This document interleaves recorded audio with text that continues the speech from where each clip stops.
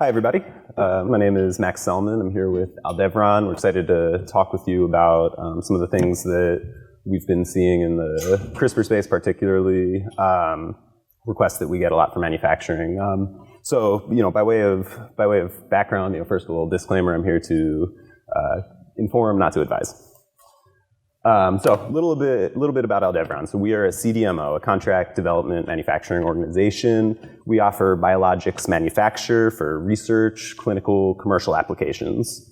We're really heavily involved in the cell and gene therapy space. We have 4 primary areas of focus, which are here on the screen. We manufacture plasmid DNA, mRNA, proteins, research grade through GMP. We also have an antibody discovery team. These different areas of focus, these business units that we have, they allow us to do a few things. I mean, we can support clients through these multiple modalities, but also we can support each other within our company. So to give you an example, if you want to do custom protein manufacturing, you need to drive that from an expression vector. We can generate that in-house from our plasmid team, just as an example of a way that we kind of work together across teams. In terms of Aldevron and our vision, what we're about, why we're here, why we're in this space. Our clients are the ones that are really making key breakthroughs, in cell and gene therapy, oncology, diagnostics, tools and kits, things like that. And for Aldevron, we want to be the best possible partner to those companies, providing the highest quality starting materials so that they can continue to advance their research.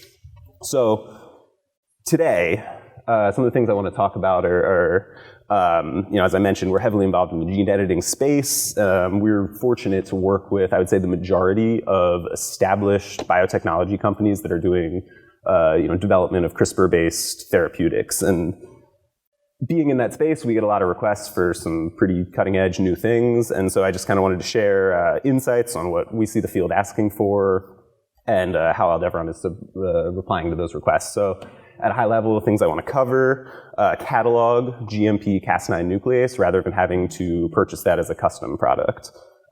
Base editor manufacturing, this is the latest, greatest in gene editing technology that's coming out.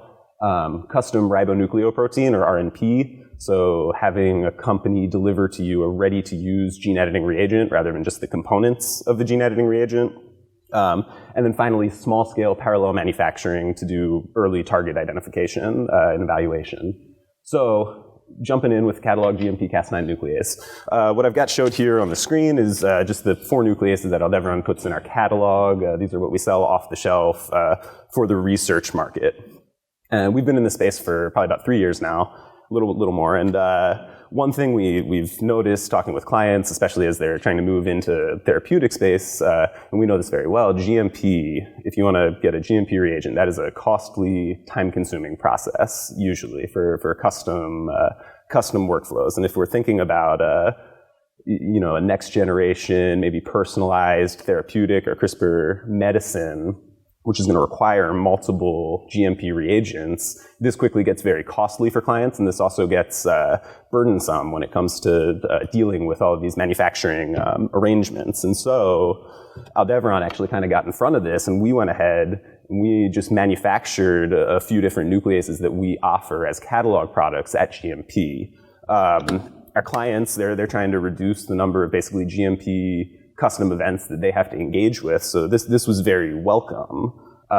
Basically, rather than having to go through this process of getting a great excess of protein, well beyond what you need to support your early stage clinical trial, you just buy what you need, it gets delivered in a matter of weeks, much more streamlined of a process. So this has been very welcome. We've actually applied this approach to other product lines at Aldevron subsequently. Related note, what I want to mention here is that it's not necessarily just enough to have a catalog CRISPR nuclease. You want to have the best stuff. And so the field for gene editing is very concerned about off-target effects, right? This notion that you've got 3 billion letters of DNA in a human genome, you're shooting for one particular target, but you want to ask the question, am I accidentally editing elsewhere? And so in an attempt to get in front of that, IDT about 2.5 years ago published a variant which they call Hi-Fi Cas9, which really greatly reduces those off-target effects while still maintaining good on-target. And it works really well. As you can see from this data, the blue and gray bars are wild-type Cas9s, while the red bars there on the left are the SPI-Fi, which is what Aldevron's version of this product is called. And what you see is without much sacrifice of on-target activity, you get basically reduced to the point of undetectable off-target effects. And this has been borne out by our internal data as well as a lot of our clients that are working with this. So we partnered with IDT. IDT came up with this nuclease, and in partnership, we have it as this off-the-shelf GMP option. I really think it speaks to the power of the technology that IDT came up with, that this is now a 2.5-year-old nuclease, and it's still the industry standard for if you want to have a reduced off-target or a no off-target effect nuclease. This works fantastically well, and so we're fortunate to be able to work with a strong partner like IDT and bring this to market again as a catalog GMP product. So shifting gears a little bit, base editors. This, in my opinion, has got to be probably the hottest topic in gene editing right now. We're getting requests to manufacture these sorts of proteins multiple times per week. For those of you who don't know, the idea here is basically that you're going to, rather than CRISPR, which is going to cut DNA at your point of interest, make a double-stranded break, base editors basically take a catalytically dead Cas9, so Cas9 that'll land at your target of interest, but not necessarily it actually won't cut the DNA. And it brings along with it some sort of deaminase, and that deaminase can catalyze one of two things. You can either do a C to T transition at the target of interest, or you can catalyze an A to G transition at that target. And so that's amazing, right? You're not even cutting DNA, you're just changing the letter at the point of interest. And so this is revolutionary technology that's just coming out in the last few years and is being improved on. And so we've been working on this with some clients. They're not easy to make, just full disclosure. There's some manufacturing challenges that we've been working through, but we've gotten ourselves to the point where we can actually produce both the cytosine base editors that are doing the C to T or the adenine base editors, which are doing the A to G. So just to give you a couple quick case studies here, here's an example of a C base editor that we did just last year. We were really proud of this one for a few reasons. One was the yield. You see, we actually managed to make over 2 grams of this stuff, which was really impressive given that expressibility historically and in literature is quite low for these base editors. But we were able to make 2 grams of material that was 99% pure, as it turned out. So really high purity. We delivered this to the client. They were satisfied with the activity. So this was really, our best yet effort at making a CBE, and we're really excited to move forward doing custom projects as well as catalog projects for clients. Related note, ABE. So these proteins are particularly challenging. The A deaminase is we've come to understand it's a little bit cytotoxic to E. coli, so it makes growing the cells at sufficient quantities to purify proteins challenging. But when we get the conditions just right, we are able to purify large quantities of high-quality ABE as well. And so in this case, it was over 200 milligrams, again, exceeding our client specifications in terms of yield and quality. They were very happy with this, and for us, it really reassured ourselves that we can continue to make these and support this market as this portion of the CRISPR space continues to grow.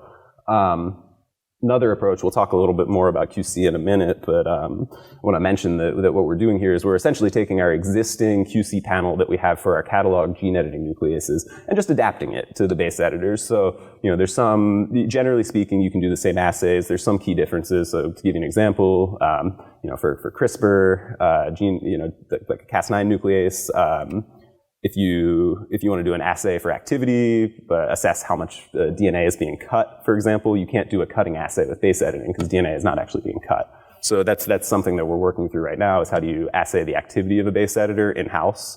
More to come there, but in the interim, we can convince ourselves of the quality of the protein itself. So RNP, so related note, our clients, as they have moved further and further into the space of actually doing gene editing therapeutically, they're getting more sophisticated with their requests, what they're asking of their manufacturers. When you're talking about doing, let's say, an ex vivo cell therapy, and there's all sorts of GMP reagents that you're bringing in, often into your own GMP facility where you have to do a series of manipulations to actually create your therapeutic dose.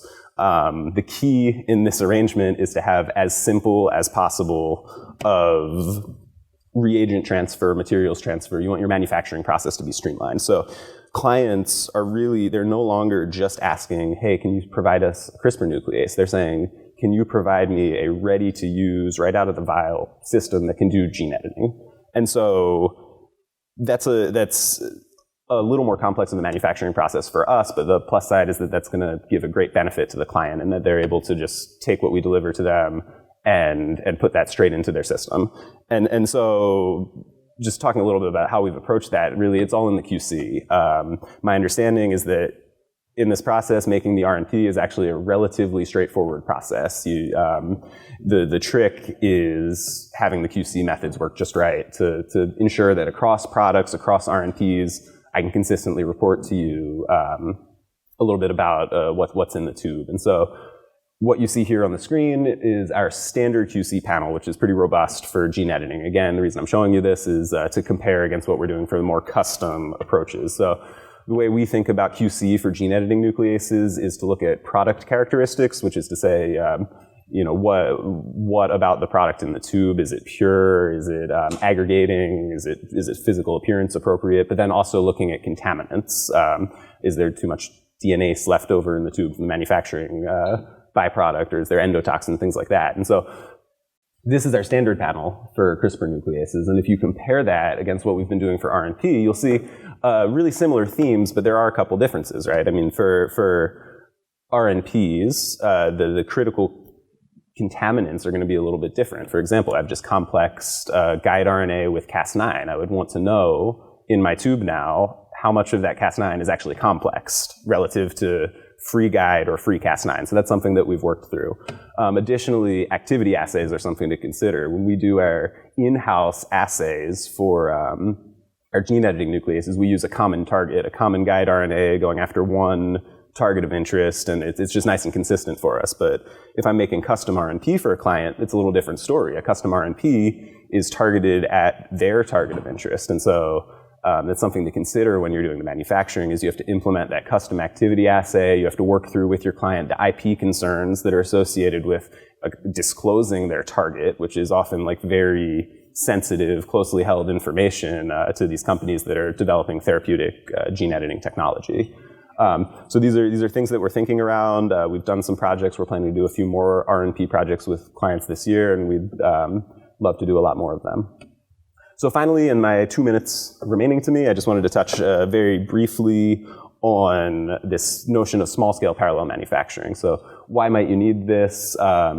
There's a gap we've found in kind of at-scale manufacturing where people are doing, robotic-based platforms generate very small quantities of material, and then there's this gap, and then you can do manufacturing at larger scale, high milligram scales into gram scale manufacturing. But a lot of clients are actually coming to us and they're saying, hey, I've got 6 variants of this CRISPR protein, or really any protein of interest, and I'm not quite sure which one I want to carry forward, but I know that I want to generate, let's say, 3 to 5 milligrams of each protein so that I can run them through their paces, do some initial assay work, and come to a determination of which one I want to scale up. And so again, I just want to show you kind of a compare and contrast a standard protein workflow, which is very robust, right? You have options of which cell line you're going into, production scale, method of purification. We're very flexible traditionally.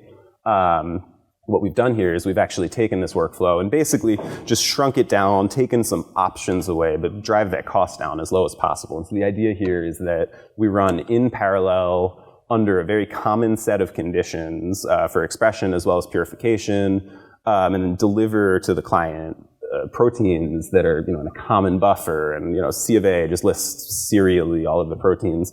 It's a very, relatively low fidelity purification workflow compared to what is possible using this traditional production workflow. But in terms of speed, the turnaround time and the cost to the client, it's greatly reduced compared to doing the full workflow, and you get your hands on some decent quality protein. And so that's an approach that we've seen has been very helpful to folks, especially who are just starting up. So looks like that is about my time. We're engaging partners actively right now, as well as hiring. So come talk to us. And thanks so much for your attention.